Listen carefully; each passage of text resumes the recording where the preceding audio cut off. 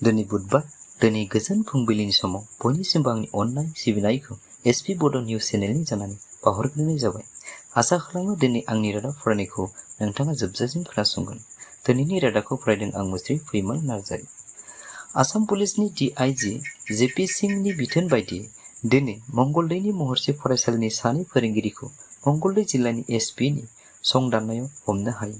सुलुङाव मिथिनाय बायदियै बज्रं हानजाया महर्षि फरायसालिखौ ब्याम खालामनायनि खिबिरनि मुङावसो पारमिसन लादोंमोन आरो पारमिसन लानाय समाव बे खिबिरनि गेजेरजों खामानि गैजायैफोरनो खामानि होनाय, फेग्रा मुवानिफ्राय उदां खालामनाय आरो समाजखौ गोजौ फारसे आवगायहोनो खामानि मावगोन होनना पारमिसनखौ लादोंमोन। नाथाय बज्रं हानजाया पारमिसन मोननाय लोगो लोगो बे महर्षि फरायसालिनि गेलेग्रा फोथारावनो पिस्तल, एयारगान, फुथुलाफोरखौ लाना गावज्लायनायनिसो ट्रेनिं होदोंमोन। जाथाया सोराङाव फैनाय लोगो लोगो आसामनि पुलिस बिफाननि DIG जेपि सिंहआ बे जाथायनि सायाव मंगलदै थानानि SPखौ बिथोन होयो आरो बिथोन मोननाय लोगो लोगो सानै फोरोंगिरिखौ फरायसालिनि आयेनखौ सिफायना पारमिसन होनायनि दायाव एरेस्ट खालामो। आगस्तनि दिनै 2 खालार मैया आसाम ट्रेन्सपर्ट बिफाना मोनसे गोनांथार फोसावथाय फोसावो। जायफोर गारि सालायगिरि बिथांमोना गाव गावनि ड्राइभिं लाइसेन्स, गारिनि RC आरो पलिउसन बायदि फोरमान बिलाइफोरखौ डिजिटेल खालामा, अब्ला 3 मास थांनाय लोगो लोगो बिथांमोननि लाइसेन्स, RC आरो पलिउसनफ्रा इनभेलिड जागोन। लोगोसे फाइन नङाब्ला एरेस्टबो जानो हागौ।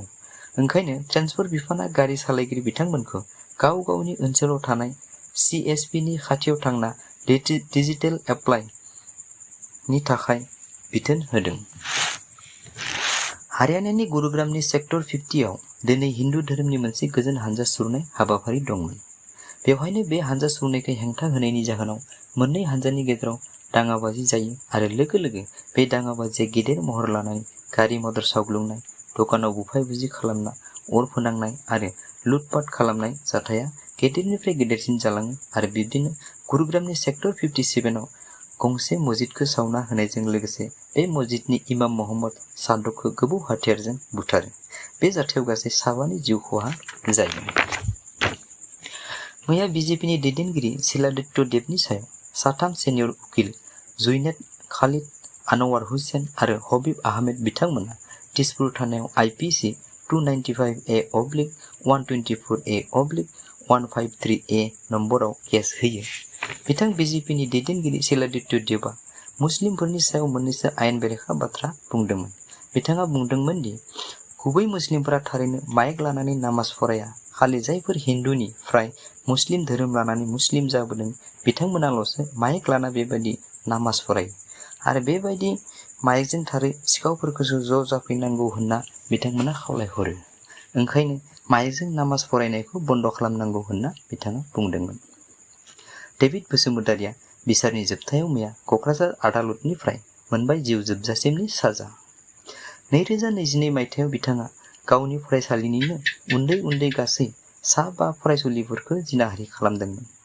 जायनि थाखाय बे जाथायनि सायाव सानै गथ'नि बिगोमाया आयेननि खाथियाव साफिदोंमोन आरो जोबनायाव पक्स' केसनि 15/22 आरो 20/22 नम्बरनि राय बायदियै बिथांखौ 16 जन साखिजों 20,000 जुरिमानाजों लोगोसे जिउ जोबजासिम साजानि राय फोसावो। मैया आसामाव फिन सासे ACS अफिसारनि सासपेनसन जाबावबाय।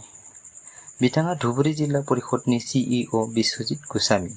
बिथांखौ थांनाय 11 जुलाइआव करिमगन्ज जिल्ला परिषदनि सासे सोद्रोमानि फ्राय घुस लाबाय थानाय समावनो CEMनि भिजिलेन्सआ हमनो हायो।